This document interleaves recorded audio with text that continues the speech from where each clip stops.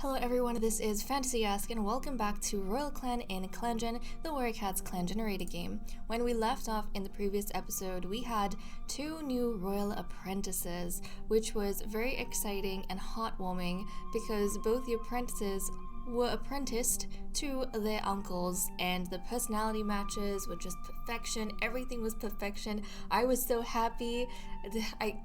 It honestly made me want to read a book about this clan, or it made me want to watch a show about this clan or something, or just put myself in this world. I was so excited. I was way too excited. But the excitement is continuing in this episode because we are going to be welcoming the king and his consort's litter of kittens, which I hope is going to include at least 2. But without further ado, let us dive straight to the leader's den so that he can prepare for how he's going to handle the next gathering, which Scorchmoss, his right hand, is going to be in charge of. So let's roll the dice. Okay, I got a 1 on the D10, which is Snowy Clan, and I got a 1 on the D8, which is Offend. So I'll go ahead and do that. And I cannot wait, guys. I cannot wait. Let's skip a moon. Royal Clan does not have enough healthy medicine cats. Cats will be sick/hurt for longer and have a higher chance of dying. During the gathering, Scorchmoss sighs loudly whenever Snowy Clan's leader speaks. Snowy Clan relations have worsened. Fernstar no longer has white cough. Buttercup Finn died of white cough. No, Buttercup Finn. Oh my goodness. Oh no, I feel so bad for Flailstorm. But you know what? I'm conflicted because, I wonder if Buttercup Finn's death was almost a kindness to Flailstorm because she was starting to have, second thoughts about King Fernstar and being his consort. And suddenly, she couldn't picture being anyone else's mate, and I don't know what implication that would have had on her relationship with Flailstorm. At least, this is so sad, but at least she died with Flailstorm still thinking that their love and their relationship was still pure, you know? Because she was Flailstorm's first mate. And first love. This is tragic. This is so tragic. And I feel so cruel for thinking this, but I wonder if Flailstorm will finally look at Scorchmoss now that Buttercup Finn isn't in the picture. Yeah, okay. Fleur Freckles' stomachache has left. And also, I wonder how the king is going to feel about this. He was holding a candle to Buttercup Finn for such a long time. And, after Watergale, Buttercup Finn was, the next cat that he was actually probably genuinely interested in. Now that she's no longer in the picture, I wonder how that's going to affect the dynamics of a lot of cats. Because I feel like Buttercup Finn was in the middle of a lot of relationships. There is such happiness in the promises they make to each other. Bearpelt and Shadefleck leap into their new life as mates without question or hesitation. Oh my goodness, okay, so Bearpelt and Shadefleck are now mates, guys. Which, is expected? Or at least this is what Shining Stripe was hoping for, right? When he worked up the courage to confess to Icicle Spec, he was trying to look at his happiness, but also clear the way for his brother to finally pursue Shadefleck without any rivals. And Bearpelt and Shadefleck, they've been going back and forth a little bit. We're gonna have to see, who likes who more, and who was the one to confess. Last we checked, Bearpelt had a smidge more, for Shadefleck, romantic like for Shadefleck, than he did, but we need to verify this. We need to check to see who actually confessed. But without question or hesitation. Okay, so I guess they've decided to put Icicle Spec out of their minds and pursue this. Yay!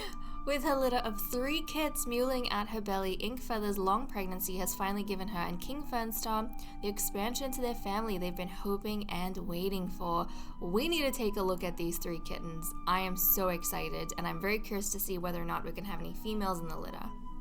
Because that's going to determine whether or not we have to wait 12 moons for the next match, or whether we are going to elevate another 7 clan member into nobility. Frostpaw is no longer bruised. Icicle Spec blinks back tears as the realization sinks in that he'll never share a joke or a companionable silence with Buttercup Finn ever again in this life. I think they must have been friends. As the vigil draws to a close, someone suggests he should eat.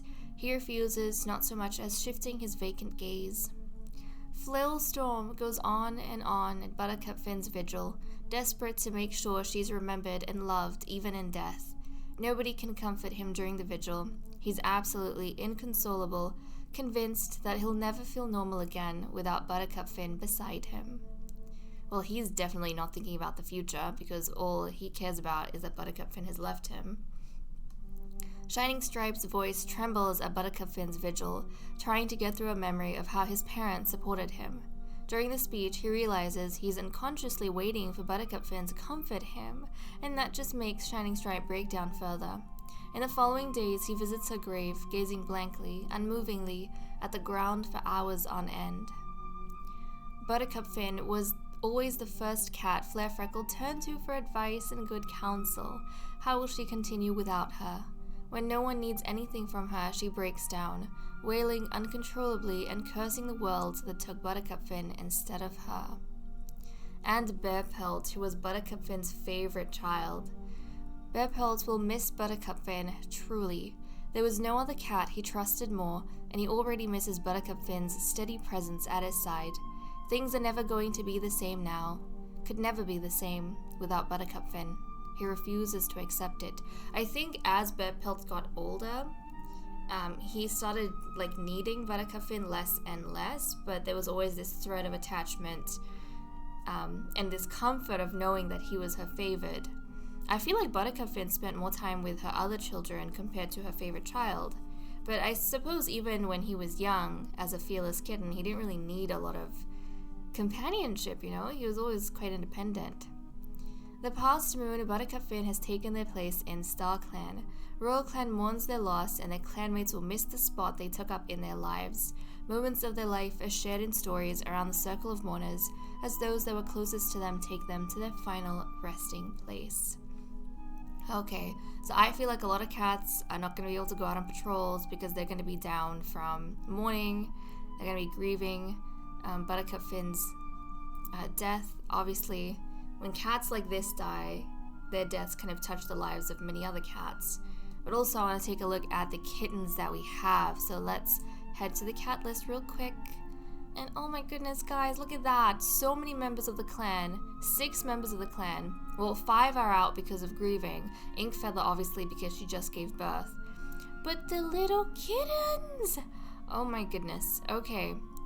So we have Midnight Kit, a bullying male with pale green eyes and a Bengal pelt. Midnight Kit is a cute name. We have a fearless male. I'm going to change his name, actually. Ooh, Ghost Kit. So we have a fearless male with sunlit ice eyes, a marbled pelt. He gets them marbled from his father. The sunlit he gets from, I don't know. Sunlit is a interesting eye color. Interesting. In regards to his parents, because there's no sunlit ice in these particular genetics. But okay, and then we have Hound Kit, a female! An unruly female with yellow eyes and a single striped pelt. Hound Kit. Okay, so I guess, guys, we are going to be actually waiting for 12 moons until Hound Kit is a young adult before we can make another match. Because we do have a female. And she's going to be raised her whole life knowing that she is destined to continue growing the clan. Okay, she's going to be responsible for the next litter. She's going to be raised with that understanding. They'll probably start telling her when she starts becoming an adolescent and preparing her for young adulthood. But okay, I need to make sure that we go ahead and prevent these guys from having any unauthorized kids. Okay, and then same thing for the parents, so King Fernstar and Inkfeather will prevent them from having any further kits, but 3 kittens, that is actually pretty cool. I would love it only because we've had so many princes up till this point. I would love it if Houndkit became our first princess. I think that would be really cool. And just a reminder, so Fernstar has cyan eyes and a marbled pelt. Inkfeather has pale green eyes and a classic pelt. So Midnight Kid got the pale green eyes from his mother. Ghost Kid got the marbled pelt from his father, the marbled pelt, but the coloring from his mother, I think. And then Hound Kid is just completely unique. And what are the descriptors? So Midnight Kid is an unusually dappled ginger tom. Ghost Kid is a black tabby tom. And Hound Kid is a dorsal striped ginger she-cat. Okay, so Midnight Kid, I guess Midnight Kid and Hound Kid, they're ginger, so they take more after their father, but they still have some variation to them. Ghost Kid is essentially the male version of his mother, which is really, really cute.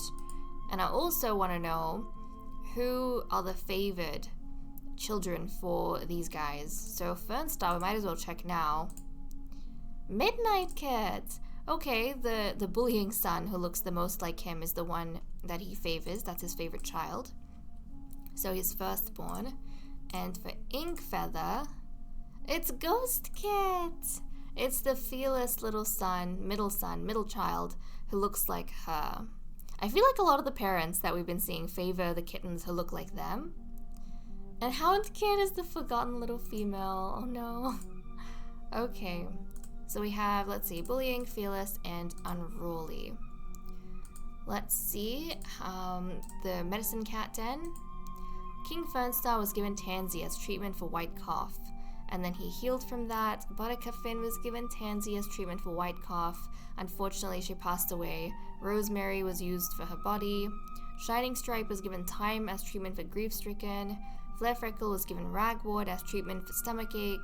Flare Freckle's stomachache has left. Flare Freckle was given Thyme as treatment for grief-stricken. Bear Pelt was given Thyme as treatment for grief-stricken. And Frostpaw is no longer bruised. Okay, let's take a look at relationships to see if we can get a timeline for Buttercup Finn's final moments. King Fernstar and Bear Pelt roll up moss balls together. Late at night, King Fernstar finds Shadefleck sitting alone at the edge of camp. They go back to their dens without speaking. We also have, obviously, the couple with Shadefleck and Bear Pelt. That's something we need to see the timeline of as well. Okay.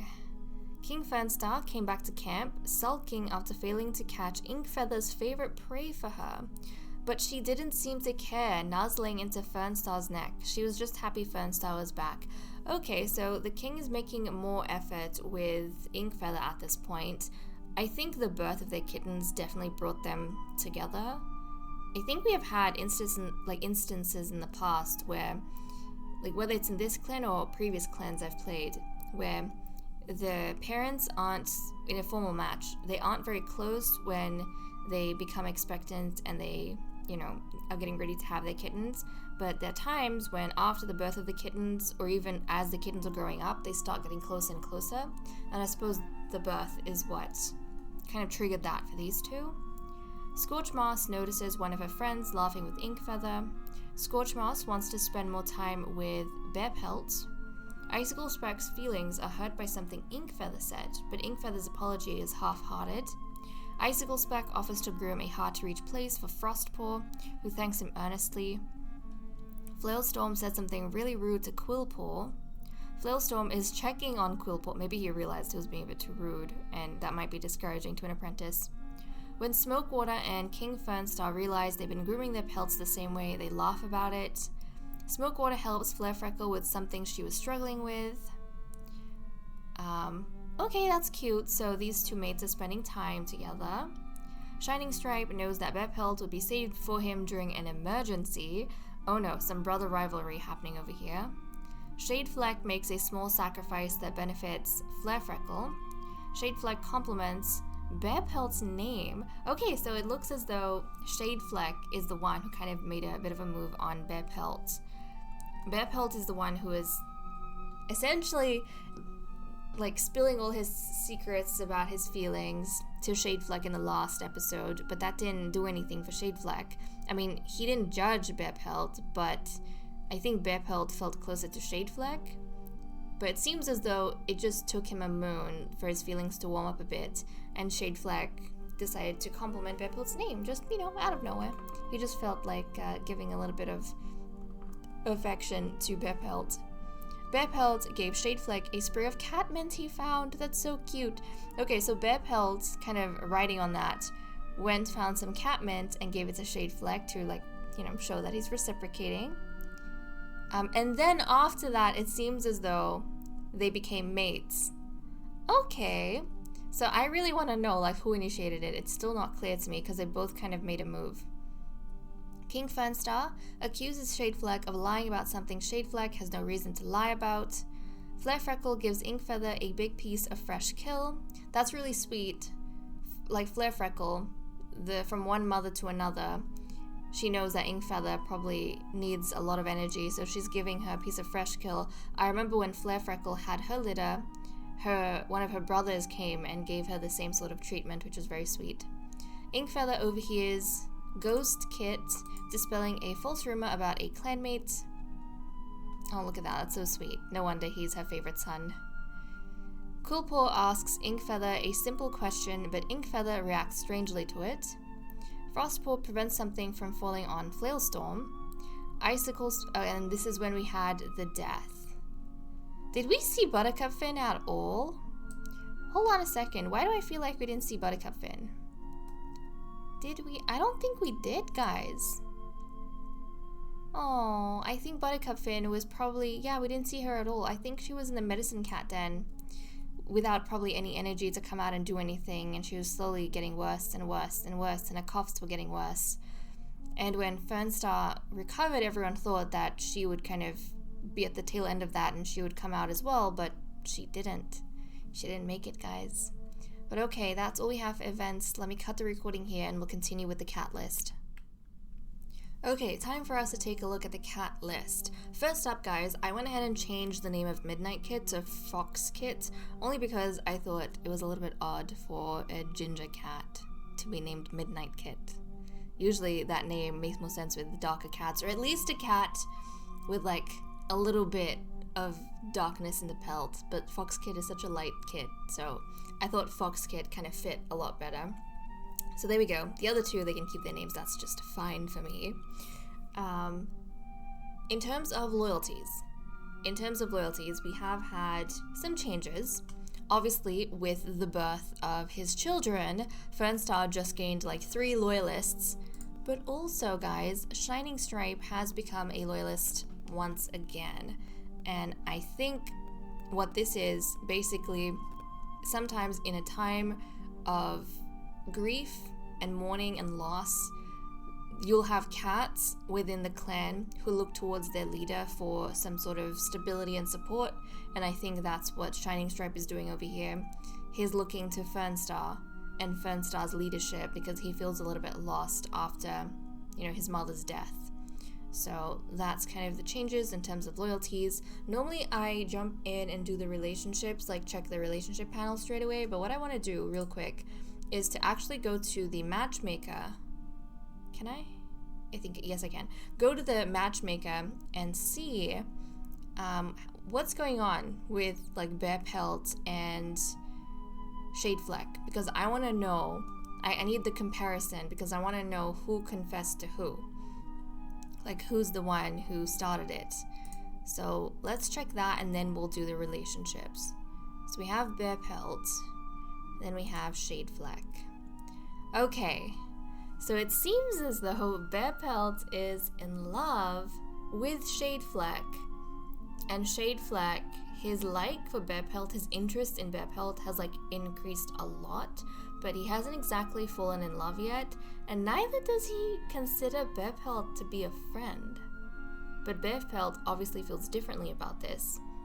He considers Shadefleck a friend, he's in love with Shadefleck. You know what I realized, guys? It looks like something about Buttercup Fin's children. Her sons, her daughter had such a unique love story, but I feel like her sons are the type to give their heart away very easily, and their mates take a lot more work. Their mates are almost pondering and wondering and trying to experiment and figure things out. But Buttercup Finn's sons, both Shining Stripe and Bearpelt, they were both the ones to confess. They're both the ones who worked up their courage. They're both the ones who fell in love first. It's very fascinating to me. She has very emotional children, doesn't she? Very emotional children. But okay, that was good for us to know. Now let's go ahead and do a scan of the relationships. And I have my brief notes on some of the changes I noticed. So we'll go ahead and scan through that.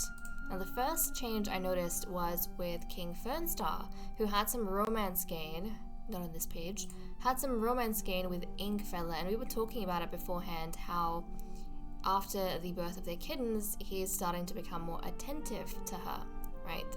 And also, I mean, I think his attentiveness was before Buttercup Finn died. At that time, Buttercup Finn was sick, and I feel like he could have easily put that attention towards Buttercup Finn, but he didn't. He almost became like tunnel visioned for Inkfeather, which is a bit of a change, a drastic change from what we saw. But I think the kittens were the game changer for him. But this is good for his relationship with Inkfeather, obviously. So he's got, 4 and a little bit of bars with her. I didn't notice anything too interesting with Scorchmoss. I didn't notice anything too interesting with Flailstorm, nor with Icicle Speck.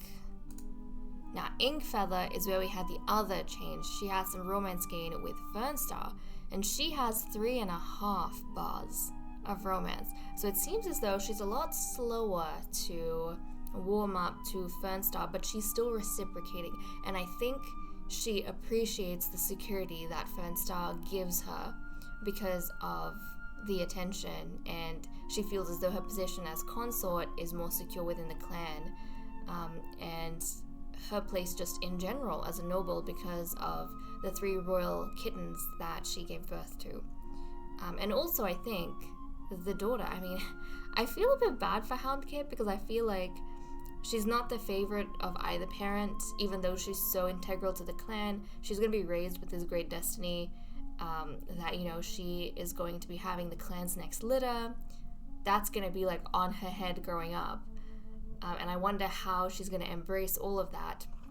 Whether she's going to feel pressured like Flarefreckle did and take her time, or whether she's going to, you know, not be bothered by it, maybe hurry things along like her mother Inkfeather, because Inkfeather had that pressure too. But unlike Flarefreckle, Inkfeather didn't care about like moving things along very quickly. For her, love had no importance. Position had importance. So I wonder if Inkfeather is going to raise her daughter in that way. Raise her daughter to be a little bit more cold, perhaps. I don't know. We'll have to see. But I think, Vornell, you made a really good point that the way Inkfeather came in and the things that she did, it kind of proves once more how Royal Clan's females are very, very strong characters. So that's one of the changes that I saw. Bearpelt was the other one who had a change. He obviously fell in love with Shadefleck, which we talked a little bit about when we were looking at the matchmaking. So yeah, he is the one who worked up his courage. I think he was trying to give Shadefleck some space, but then Shadefleck, you know, came up to him, complimented him, and then Bearpelt, very quickly, I think he found that things were happening inside him when Shadefleck gave him that compliment, which I feel like is very hard for him to come by. He probably, I mean, being a shameless cat, to him, it was like, that's it. Like, the first time Shadefleck makes any sort of effort, in Bearpelt's mind, the gears are working, and he's thinking, Shadefleck likes me, that's it. I need to make a move, like, ASAP. So he goes out, finds some catmint, gives it to Shadefleck, Shadefleck accepts. Bearpelt falls utterly in love, right? And how smoothly things are going, and he decides to confess to Shadefleck, and Shadefleck accepts. So I think how smoothly even the confession went validates probably for Bearpelt that yes, he's very much liked. So that was one change. Shining Stripe, I didn't noticing. Wait, hold on. I didn't go through, sorry, the 2 pages for Bearpelt. Shining Stripe, I didn't notice anything with him. Flarefreckle, I didn't notice anything with her. Shadefleck, he had the romantic increase or gain for Bearpelt, and we know that's a little bit of interest. I think he's been split between Bearpelt and Icicle Spec, probably because neither cat has made any decisive move towards him, and I don't think Shadefleck is the type, as a bloodthirsty cat, to like seek romance out. He's more like, he cares more about hunting and training and all those kind of things, thrilling things. And maybe the first time he kind of felt a thrill was when Bearpelt confessed to him, and then suddenly his feelings for Bearpelt started growing and, you know, tipping in his favor. So I think that's probably what happened here. Nothing with Quillpaw. I mean, we don't really pay attention, or I don't pay too much attention to the apprentice relationships. Frostpaw over here. Smokewater, I didn't notice any sort of change with him. And then we have the Kittens, of course. So there we go. Now let's go ahead and see what everyone is doing for the day. Let's have a look. King Fernstar spent a long time grooming Buttercupfin's fur for their vigil. I wonder how this would have gone down. I mean, yes, Fernstar was starting to give more attention to Inkfeather, and maybe now he's going to be more focused on Inkfeather. And maybe part of why, you know, he's not deeply in mourning is because he has a family to focus on. But it still feels like he had obviously lingering feelings for Buttercupfin, because he's the one who groomed her for the vigil, which feels like a very intimate and personal thing, and something like a family member or a lover would do. And this means that Buttercupfin's children weren't the ones to groom her fur. This also means that Flailstorm, her mate, wasn't the one to groom her fur. And it feels strangely possessive of the king, right? To be the one to kind of take this duty off the paws of other cats who might have been closer to Buttercupfin. Almost as though he gets possession of her once she passes, like he is her, even in death. Oh, well, that's one way he can still cling to that memory or whatever they had. Scorchmoss picked the best spot in the burial grounds for Buttercupfin. Flailstorm slipped on some ice hidden under the snow. Oh, he was so distracted, and in so much grief he wasn't paying attention to where he went. Icicle Speck saw some wandering two legs today. Inkfeather is relieved Icicle Speck sided with her during an argument. Bearpelt is waiting for Flarefreckle to return to camp. He's still thinking about his sister. Shining Stripe is careful not to stand under branches with snow on them. Flarefreckle has been playing tricks on her fellow clanmates, probably to try and pretend like everything's okay, when really I think Buttercupfin's death would hit her children very hard. Shadefleck has the apprentices very engaged in a very, very tall tale, so he's trying to do his part to help keep the apprentices in good spirits, because their mentors and their uncles obviously are completely out of it. Quillpaw gossips. Quillpaw. He's gossiping. Frostpaw winked cheekily at another apprentice, so his brother. The two brothers are gossiping and winking at each other, obviously because I don't think they were too close to their grandmother, but still, it's their grandmother, you know? But I suppose not being too close to her, but also them maybe thinking about patrols and, you know, other things that are going on in their life and wondering what they're going to do. I think both of them, because their uncle's not going to take them out, and what arrangements have been made. Smokewater feels bad about never being invited to share tongues. Foxkit snuggles up to the belly of Inkfeather. Ghostkit snuggles up to the belly of Inkfeather, and Houndkit snuggles up to the belly of Inkfeather. Okay, so that's all we have for the cat list. Let me cut the recording here and we'll continue with patrols. Oh, hold on. I just realized I forgot to take a look at the experience for the apprentices to see how they're going with the training. So we need to back up a second and do that real quick before we continue with patrols. So let's see, how have they been going? We know that, who was it?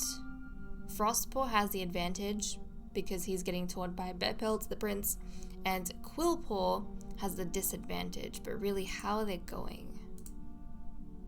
Yep, okay. So Frostpaw, he is currently in line to be the next prince.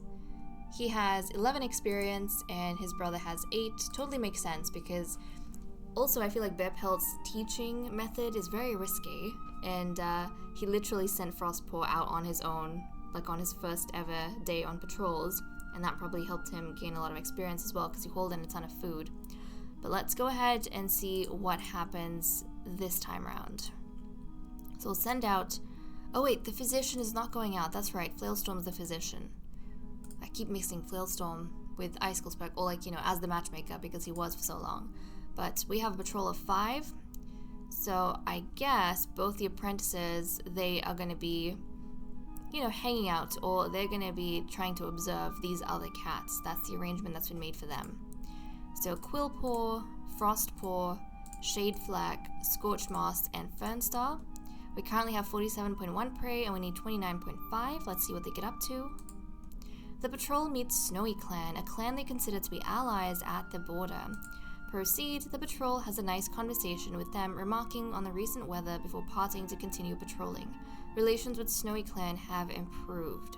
Okay, so it was a diplomatic sort of patrol, nothing too exciting happened, and, you know, I feel like even Quillpaw's first patrol was not very exciting, and I totally feel like Frostpaw, as a bold cat with a shameless mentor, would be telling his brother about how flat this patrol is, how boring it is, and how exciting his last patrol was when he went out on himself, and how he found the mice, and how he hunted them down, and how long it took him to haul them back to camp.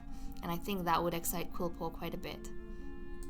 So okay, that's what we managed to get done for today, and oh my goodness, look at how beautiful the grotto looks in winter. I think my favorite, like, my eyes, the reaction my eyes has every time winter comes around, I think is the best out of all the seasons. I mean, the grotto looks pretty all throughout, but I kind of love winter. The leaf bear. I love the leaf bear appearance the most. I don't know what it is, but the difference is so stark that I can't help but notice. And I suppose from winter to new leaf is also stark, because suddenly everything goes like really mossy. From brown and muddy to mossy. Okay. But guys, with that said and done, I'm gonna leave off here. Thank you so much for watching. I hope you all enjoyed, and I will see you all next time. Bye-bye.